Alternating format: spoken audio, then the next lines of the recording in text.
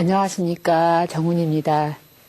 아마 제가 지난주 강의에서는요, 그런 말씀 드렸었어요. 번뇌즉 보리라는 말씀을 드렸었습니다. 그 번뇌즉 보리라는 말은 유마경에서 보통 많이 등장을 하고요. 그 다음에 일반적으로도 우리 불교 스님들도 강의하실 때나 법문하실 때 참 많이 쓰셔요. 그때 번뇌즉 보리라는 의미에서는 우리가 인간의 가시가지 많은 욕망과 번뇌가 많은데 그런 욕망과 번뇌를 그 바탕을 바탕으로 해서 우리가 성불을 할 수 있는 부처를 이룰 수 있다라는 말씀 드렸었습니다. 아마 오늘 21강 강의도요, 지난주에 말씀드린 것처럼 42장경이 어떤 수행자들, 아니면 또 일반 재가신자들한테 윤리적인 측면이 강조가 되다 보니까 어떤 인간의 오욕에 대한 그런 경계심, 내 욕심이 생기는 거, 욕망이 생기는 거를 경계해야 된다라고 하는 것이 오늘도 실은 연장선상이 있습니다. 그래서 아마 공부를 하시는 분들은 왜 그렇게 그런 얘기가 많이 나오는가라고 하겠지만 강의하는 사람도 있어요. 그런데 또 한 가지는 그만큼 인간의 욕망이 강하기도 하지만 그 욕망으로 인해서 우리가 잘못될 수도 있는 가장 근본적인 것이기 때문에 할 겁니다. 그렇기 때문에 부처님께서 그만큼 강조하셨던 거고 우리가 10번, 20번 마음에 되새기는 것도 부족함이 없을 거라는 생각이 듭니다. 그래서 오늘 강의도 일단은 또 말씀을 드리고요. 그리고 가능하면은 너무 좀 지나치게 그런 윤리적인 측면에 원래 원문은 그렇지만은 또 제가 말씀을 드리는 그런 법문 도중에는요, 가능하면은 좀 재미난 얘기를 많이 섞어서 해드리려고 합니다. 일단 27장 내용입니다. 불언 부의도자 유목제소 십류이행 불총양안 불의인치 불의기신소차 회류소주 역불부패 오보참옥 결정입회 학도지인 불의정력소혹 불의중사소요 정진무이 오보차인 필득도이라 했습니다.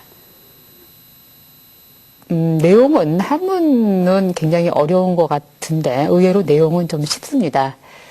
그리고 요즘에 이렇게 저는 저희 학교 다닐 때는 몰랐는데 요즘에는 한문을 거의 아마 학교에서 중고등학생들이 안 다룬다고 그러더라고요. 근데 제가 이렇게 강의를 하면서 한문을 덜어 하다 보니까 가끔 이제 뭐 꼭 굳이 한문을 해야 되나 이렇게 한대지만은 글쎄요. 제가 스님이라서 한문을 강조하는지는 모르겠지만 제가 학교에서도 대학에서도 강의를 하면서 학생들 시험 문제를 낼 때 그런 경우 제가 경험을 했었어요. 유심론이라는 거에 견주어서 어떤 본인의 어떤 생각이라든가 아니면 그 당시에 왜 축구 한창 할 때 그럴 때 이제 올림픽하고 관련돼서나 아니면 우리가 꼭 어떤 어떤 게임에서 이겨야 되는 것하고 어떤 유심론 사상에 관련돼서 제가 한번 써보라 하고 시험 문제를 내봤었는데 어떤 학생이 답을 못 썼어요. 그 학생이 나중에 찾아왔더라고요. 왜 그런가 했더니 유심론이라고 하는 한문을 못 읽었던 거예요. 오직 유자의 마음심자. 나는 그게 너무 당연하다고 생각했거든요. 적어도 대학교 1학년이라면은 소위 대학교 1학년이면 그 정도 수준의 한문이라고 하는 건 당연하다고 안다고 생각했는데 그걸 모르고 있더라고요. 그래서 결국 그 학생이 답을 못 썼어요. 그래서 선처를 요구하는데 안 해줬습니다. 일단은 그 학생한테 시험 문제 답을 안 쓴 거에 대해서는 제가 F학점을 줬던 기억은 있는데 저는 그렇게 생각해요. 오늘 제가 강의를 하면서도 한문을 이렇게 하지만 동양권, 한국, 중국, 일본 이런 우리 동과 서양으로 나눴을 때 동양권의 나라에서는 한문을 제할 수가 없어요. 우리 일반적으로 쓰는 말들도 대부분 한문권의 단어가 많은데 너무 지나치게 우리가 한문을 배제하고 한글만 주장하는데 난 그렇다고 생각하진 않아요. 우리가 어쩔 수 없는 거라는 생각이 들어요. 무슨 4대주의 중국에 대한 4대 사상이 아니더라도 어차피 우리 한글 자체가 한문권 중심으로 어떻게 보면 이루어졌다 보니까 너무 한문을 할 필요가 없지 않느냐 할지는 모르지만은 전 글쎄요. 그렇게 생각하지는 않거든요. 그러니까 아마 여기를 통해서 저를 통해서 아마 그 자녀분들도 있을 테고 또 주위에 아마 그 제자나 학생들도 있을 텐데 전혀 한문을 무시할 수 없다고 저는 생각합니다. 그러니까 한번 좀 물론 지나치게 강조해갖고 한글을 안 해야 되는 건 아니지만은 가끔 우리가 한문도 알아야 우리의 한글에 대한 어떤 그런 자존심도 있고 한글에 대한 어떤 그런 그 사랑하는 마음도 있을 거라는 생각이 듭니다. 그래서 제가 괜히 옆길로 빠져나갔는데 원문을 새겨드릴게요. 빨리 할게요. 자, 불언. 부의도자 뭐라고 그랬냐면 부처님께서 이런 말씀하셨어요. 대저 돌을 닦는 사람은 어떻게 해야 되냐면은 유목재수. 나무 이렇게 기둥 하나가 나무 뭉치가 물에 흘러갑니다. 심유이행 물에 이렇게 흘러가는데 불총량한 가 옆이죠. 물이 이렇게 흘러가고 있으면 그 옆에 거기에도 닿지 않고 그다음에 불이인치 사람이 가져가지도 아니하고 불이 귀신 소차 귀신의 그 귀신이 그걸 이렇게 가져간다든가 아니면 귀신이 막힘에 그러니까 귀신의 막힘이 되지 않는다 이 말입니다.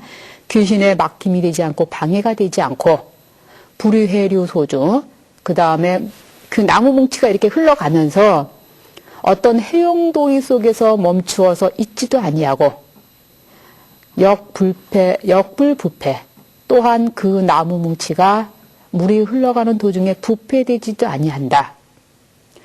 오보참오 나는 이러한 결정코 나는 분명히 이러한 나무 뭉치는 결국 큰 바다로 흘러갈 것이라고 나는 단언을 한다.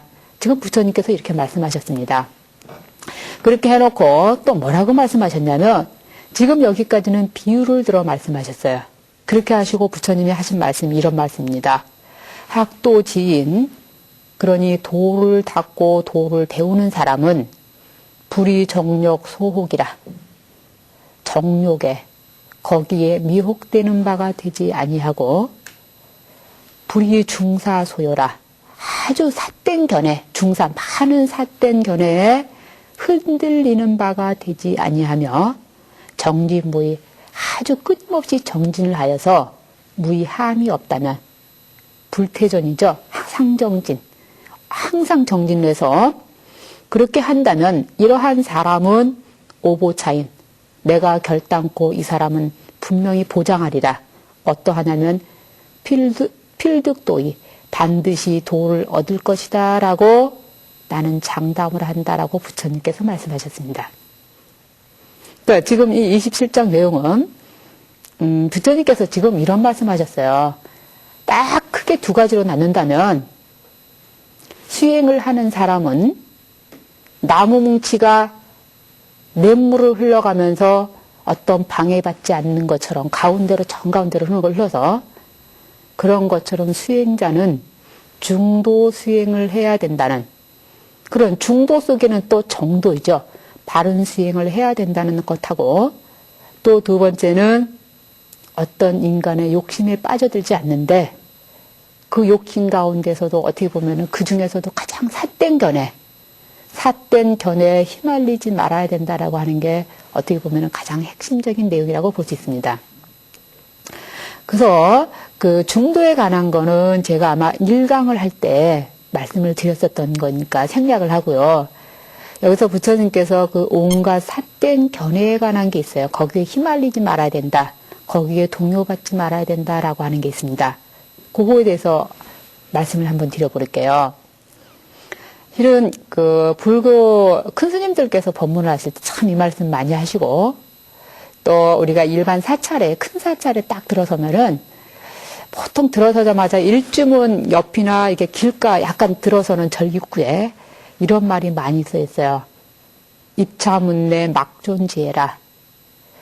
이 지금 문 안에 들어온 절집 문 안에 들어온 사람은 막존지에 아르마리를 내지 말라라는 말이 있습니다. 그래서 이런 말이 어느 절 사찰마다 다 있는 건 아니지만 많은 사찰에 보면은 이 말귀가 많이 쓰여 있어요. 삿된 견해 내지 말라는 거예요. 지금 이 불법 중에 들어와서는.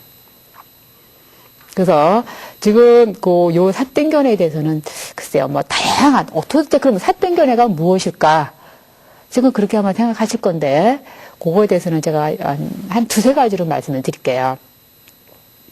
제가 이번 설에 아주 특별한 경험을 했어요. 아주 간단한 건데, 제가 이 본문을 준비해 놓고,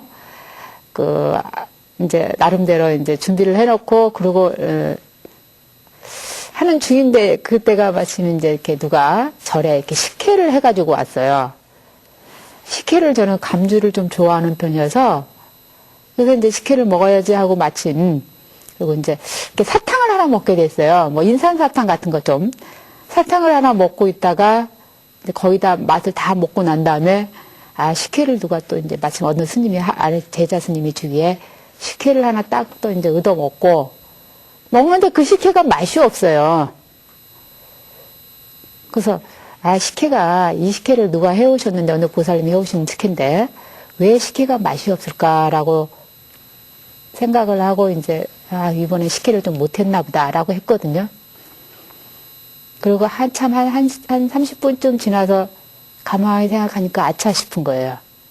실은 식혜가 맛이 없던 게 아니고 내 입안에 사탕을 물고 있었기 때문에 내 혀가 단맛이 들어있었기 때문에 그 식혜가 맛이 없었던 거죠. 그러니까 얼마나 그 순간에도 내가 딱 그 순간에 이게 정말 삿된 견해였구나. 내가 사탕을 물고 있었던 그런 삿된 견해가 있기 때문에 식혜 맛을 보지 못했다라고 하는 걸 제가 그 순간에도 참 깨달았는데, 참 부처님처럼 큰 깨달음이 됐으면 참 좋겠지만, 하여튼 이게 작은 깨달음이라도 아주 순간적으로 느꼈는데요. 지금 이 삿된 견해도 일종의 그렇게 생각하시면 됩니다. 일본의 난닌이라고 하는 스님이 계신데, 난닌 선사가 아주 오래전 얘기, 몇백 년 전 스님이세요. 근데 마침 그 당시에 난닌 선사한테 어느 아주 유명한 일반 제가신자인 학자가 찾아왔어요. 그 당시에 그 학자, 제가신자인 학자로서 그분 하면은 아주 유명한 사람이신데 그 학자가 이렇게 찾아와갖고 난닌 스님하고 이제 차를 이렇게 마셔요. 근데 이게 난닌 스님하고 대화가 이렇게 오고 가면서 차를 이렇게 마시는데 난닌 스님께서 이렇게 차를 이렇게 따라줘요. 찻잔에다가 차를 따라주는데 찻잔에 계속 넘치는데도 이 난닌 스님이 차를 따르고 있어요. 그때 이 학자가 뭐라고 말씀하셨냐면 스님 지금 잔이 넘치고 있습니다 이랬어요. 그렇게 얘기하니까 이 난닌 선사가 뭐라고 얘기했냐면 이 잔과 마찬가지로 그대는 지나치게 자신의 견해와 이론으로 너무 가득 차 있다. 그러니 내가 지금 어떠한 말을 자네한테 한들에서 자네가 내 말을 알아듣겠는가 했습니다. 그래서 이런 얘기가 있어요. 그러면서 달마 스님께서는 우리가 너무 지나치게 수행을 하는 데 있어서 지나치게 이론을 강조한다든가 지나치게 자신의 견해에 빠져서 어떤 수행을 받아들이지 않는 것에 대해서 달마 스님이 이런 말씀하셨어요. 많이 배우고 아는 것이 많으면은 오히려 자성이 어두워진다라고 했습니다. 그거는 지금 제가 지금까지 했던 난닌 선사 얘기라든가 지금 달마 스님이 너무 아는 게 많으면 자성이 어둡다라고 했던 말을 몽뚱그려서 표현한다면 뭐가 되겠습니까? 지나치게 자신의 삿된 견해에 빠져갖고 수행의 어떤 그런 근본적인 원리를 잊어버리는 걸 얘기합니다. 그래서 이 가나선이라고 할 때 화두가 요 근래는 전 세계적으로 가나선보다는 위파사나 수행이 굉장히 유행을 하고 있나 보더라고요. 저도 물론 한국에서만 있다 보니까 모르겠는데 한국에서도 그런 스님들이 많이 수행하시는 스님들도 많이 계시고 전 세계적으로 위파사나 수행을 많이 한다고 하는데 그래서 가나선이 과연 위협을 받는다라고 하는 요즘에 글도 많이 신문 글에도 많이 나오는데 실은 이 가나선 할 때 화두가 제가 지금 이 말했던 겁니다. 내가 삿된 견해 오로지 정진하기 위해서 수행해서 한 선정에 들기 위해서 나의 삿된 견해들, 모든 견해를 어떻게 보면은 물리친다라고 하는 우리가 하도의 그런 방편입니다, 실은. 그래서 우리가 가나선을 굉장히 좀 가소평가하는 경우가 요즘 덜어 있는데, 우리가 이 가나선을 절대 가소평가할 수 있는 게 아닙니다, 실은. 그래서, 물론 오늘 요 얘기가 아니니까, 그냥 넘어가고요. 어쨌든 간에 삿된 견해를 말씀하는데, 우리가 수행을 할 때, 지나치게 자신의 견해와 이론에 너무 빠져 있어서, 그걸 바탕으로 수행을 받아들이지 못하는 그런 자세를 버려야 된다는 거. 그 다음에 또한 그런 것도 있어요. 진리를 부정하는 경우도 또 있습니다. 그래서 제가 학생들 수업을 할 때 그런 걸 많이 느껴요. 교환과목 수업 같은 경우는 학생들이 물론 대학에서 불교 신자가 오는 게 아니니까 동국대학교는 일반 기독교인이나 천주교인 같은 경우는 저는 그렇습니다.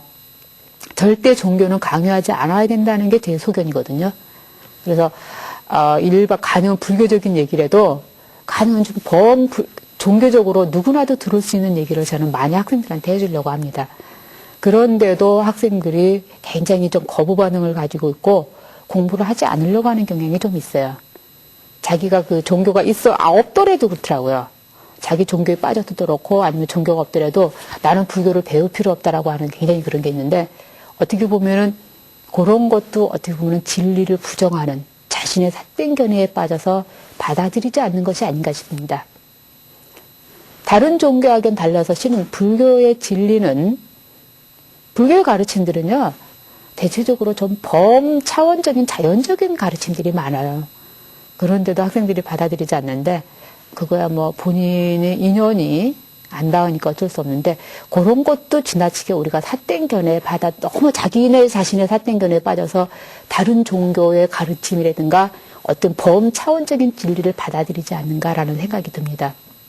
그 다음에 또 이런 경우도 있어요. 우리 이제 일반 사찰에서도 많이 경험하는데 저도 일반 보살님들하고 상대를 해보면은 재미난 얘기가 참 많이 지어도네요. 어디서 들었는지 모르겠는데 뭐 부처님 앞에 복숭아 안 올려야 된다는 거 참 그런 경우 있거든요.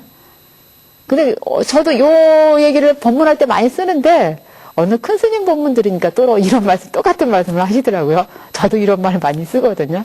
아니 부처님이 귀신이라고 저도 많이 그러거든요. 실은 부처님한테는 아주 위대한 성인이시지 신도 아닙니다. 실은 부처님은 신이 아니기 때문에 위대한 성인이니까 그런 거는 하지 마시고. 또 어떤 사람은 이런 경우 있어요. 영가 천도를 하는데 관음 기도하면 안 된다. 무조건 지장 기도만 해야 된다. 또 그런 경향도 있더라고요. 근데 뭐 영가 천도 하는데 왜 관음 기도하면 안 돼요? 그런 것도 깨야 돼요. 물론 지장 기도를 해야 되는 게 원칙이라고 우리가 보통 알고 계실지 모르지만 그렇지는 않습니다. 관음 기도해도 되고요. 또 지장 기도해도 되고 어떤 거든지 자기가 했던 관세음 보살님이고 지장 보살님이고 기도를 하면 되는 거고요. 또 한 가지는 이런 경우 있어요. 입시 때가 되면은 사람들이 많이 질문을 해요. 보살님들이. 스님, 문수 예참문이 있고 문수보살님 기도를 해야 되지 않느냐 그래요. 그래서 나는 처음에 왜 문수보살 기도를 해야 된다라고 생각했나 했더니 문수보살하면 지혜를 상징하니까 고3 학생 기도할 때는 아들이 지혜로워야 된다고 문수보살님을 찾아야 된다고 기도해야 된다는 거야. 내가 참 웃었는데 그럴 필요 없습니다. 물론 평소에 문수보살님 기도를 했다면 그대로 하면 되겠지만 관음기도 하던 사람이 갑자기 아들이 시험 공부라고 대학 시험 입시 때라고 문수보살님 기도할 필요도 없고요. 그리고 또 우리나라 사람들은 또 그런 게 있어요. 부처님을 자기 집에 이렇게 모시거나 이러면은 다 안 좋다고. 아유, 그게 무슨 말씀이세요? 그럴 필요 없어요. 물론 부처님을 모시게 되면은 물론 점안식도 하고 이렇게 거창하게 모시면 되지만 그렇지 않고 아들이나 아니면 손자들이 가끔 수학여행 같은 데 가서 부처님 이렇게 상이나 동자상 같은 거 모셔오잖아요. 애들이 사오잖아요. 선물로. 집에 가지고 있어도 전 괜찮다고 생각해요. 그러니까 물론 저만한 부처님이 아니니까 그렇게까지 예불 할 필요는 없지만 그래도 모신다고 해서 하나도 이상할 거 없어요. 뭐예요 이상해요. 그런데 우리 한국 사람들은 집에 불상을 모시면 뭐가 일이 안 된다. 아니 부처님이 무슨 귀신인지 신도 아닙니다. 아까 말씀드린 것대로 부처님은 신이 아닙니다. 근데 그런 생각을 많이 갖고 있더라고요. 근데 그럴 필요가 없어요. 실은 중국 사람들이나 일본인들은 굉장히 이 관세음보, 물론 중국 사람들은 관세음보살님을 흔히 이렇게 무슨 장식료처럼 많이 모시기도 하고요. 일본 사람들은 아주 웬만한 불교 신자들은 다 불단을 모시고 있더라고요, 집에. 그 사람들 그렇게 수행을 하고 있어요. 기도하고. 근데 왜 우리 한국 사람만 굳이 부처님을 무슨 뭐 부처님 모시면 일 안 된다고 그러고 난 참 그런 경향이 있는데 그런 거 할 필요가 없어요. 어떻게 보면은 이런 것조차도 어떻게 보면 다 땡겨내라는 얘기예요. 그러니까 어떤 이런 것들을 보살님한테 듣고서 아이고 스님 이렇대요 이러지 마시고 스님한테 직접 물어보시고 정법 수행을 할 수 있도록 본인이 자꾸 갖고 와야 됩니다. 자, 그 다음 이어서요. 28장을 하겠습니다. 28장 내용은 간단한 실은 내용이면서요. 우리가 한 번쯤 꼭 눈여겨봐야 될 어떤 그러한 사상들입니다. 불언, 신물, 신여의, 여의 불가신, 신물 여색해, 색해즉 화생, 득 아라하니 내가 신여의라 했습니다. 그래서 불언, 부처님께서 말씀하셨다. 뭐라고 말씀하셨냐면 신물 신여의, 삼가의 너의 뜻을 믿지 말라 했습니다. 여의 불가신, 너의 뜻이라고 하는 것은 가히 믿을 만한 견해가 못 된다. 그러니 신물 여색해, 그러니 삼가의 어떤 이성의 경계를 만났을 때 항상 부딪혀서 회직 즉화생, 그러한 이성의 경계를 만났을 때 삼가히 항상 조심해야 하느니라 했습니다. 득 아라하니, 아라한이 되고 나서야, 적어도 아라한가를 얻고 나서야 그때에 내가 신의 너희 뜻을 믿을 수 있다라고 했습니다. 자, 그렇다면은 여기서 부처님께서 너의 뜻이라는 말을 하셨어요. 믿지 말라. 요 말씀 들으니까 이상하지 않으세요? 왜 우리 그 부처님이 열반하셨을 무렵에 부처님이 열반하실 때 마지막 유언이 요거예요. 너의 의지하고 법에 의지하라. 자등명, 법등명, 자기 법기. 아니 부처님이 열반하실 때 이 말씀을 하셔놓고 왜 여기에서는 갑자기 너의 뜻을 믿지 말라고 했을까라는 얘기예요. 아마 잠시 동안이라도 이제 생각을 하셔야 되는데 그냥 제 말만 들으셔서는 안 되는데 물론 시간이 많지 않다 보니까 우리가 그러네요. 말씀을 드려야 되겠네요. 여기서 42장경에서 말하는 너의 뜻이라고 하는 것은 우리 번뇌에 쌓여있는 욕망에 쌓여있는 우리 인간의 마음, 그때 말한 너의 뜻을 말하는 거고 부처님께서 열반하셨을 무렵에 자등론 법등론 그 말씀은 청정한 자성 불성화된 어떤 부처를 이룰 수 있는 마음에 그때 그 마음을 얘기합니다. 근데 두 가지가 다를 바는 실은 없어요. 제가 강의 시작하면서도 무슨 말씀 드렸었어요? 번뇌즉 보리라는 말씀 드렸잖아요. 그 번뇌를 바탕으로 우리가 열반을 얻을 수 있는 거고 생사를 바탕으로 우리가 보리를 얻을 수 있는 겁니다. 그래서 단지 이 42장경 28장에서는 어떤 어감의 말이 표현됐을 뿐이지 어땠으면 번뇌 속에서 우리가 보리를 구할 수 있기 때문에 전혀 다른 것이라고 볼 수는 없는 겁니다. 자, 그렇다면요. 28장의 내용이 우리가 유리 요거 한번 생각해봐요. 우리가 28장에서는 너의 뜻이라는 말이 너가 있어요. 아죠. 어떻게 보면은 부처님 입장에서 상대방한테 말한 거니까 아인데 우리 아에 대해서 일반적인 견해하고 우리 불교적인 생각을 한 번쯤 우리가 생각해 봤으면 합니다. 그래서 이 아라고 할 땐 일반적으로 철학적으로도 지나 가라는 말을 많이 씁니다, 실은. 많이 쓰고, 감정적 자기, 또 진실된 자기. 그러니까, 아라고 하는 존재가 있는데, 아까 우리 불교적으로도 많은 것처럼 번뇌가 된 마음하고 진실된 불성을 가지고 된 아가 있는 것처럼 아마 일반 철학에서도 이렇게 쓰더라고요. 그 다음에 오스트리아 실존주의 철학자인 빅터 프랭클이라고 하는 사람은, 원래 이 사람이 심리학자인데요. 지금 이분도 뭐라고 그랬냐면은, 종교적인 어떤 무의식 속에 담겨져 있는 참된 자아가 있는데 또 한 사람의 자기라는 표현을 썼습니다.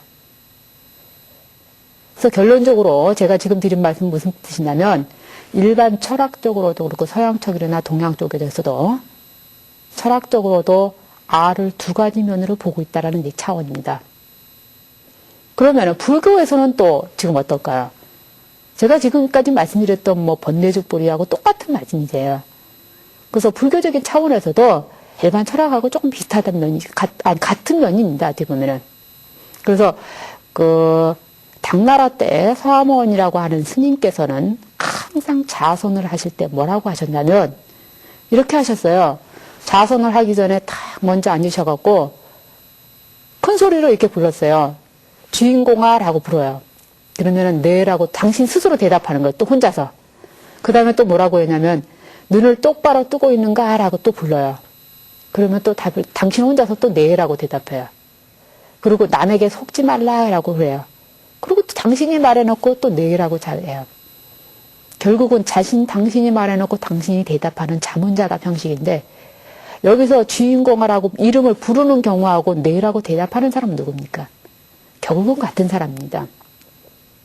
그래서 불교에서는 천상천하 유아독존할 때 그 다음에 우리가 무아라고 얘기를 참 많이 하는데 불교에서는요. 그 무아일 때 이 무아라고 아라고 하는 것은 참된 불성의 아입니다. 진정한 자아라는 거죠.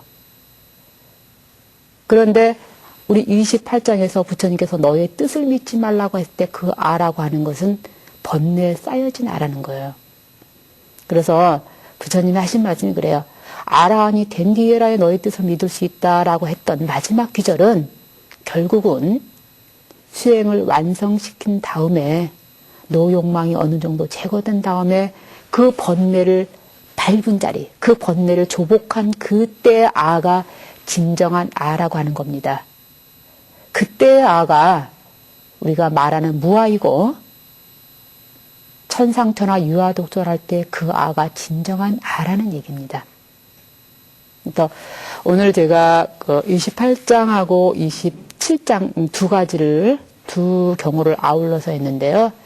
결국은 항상 27장에서는 중보 수행을 하면서 삿대견에 빠지지 말아야 된다는 얘기고 28장도 결국은 진정한 자아를 찾아야 되는데 진정한 자아를 찾기 위해서 번뇌를 조복한 다음에 그때서야 바로 아가 진정한 아라는 말씀이었습니다. 그리고요, 다음 주에 또 좋은 부처님 법문을 가지고요, 또 찾아뵙도록 하겠습니다. 성불하십시오.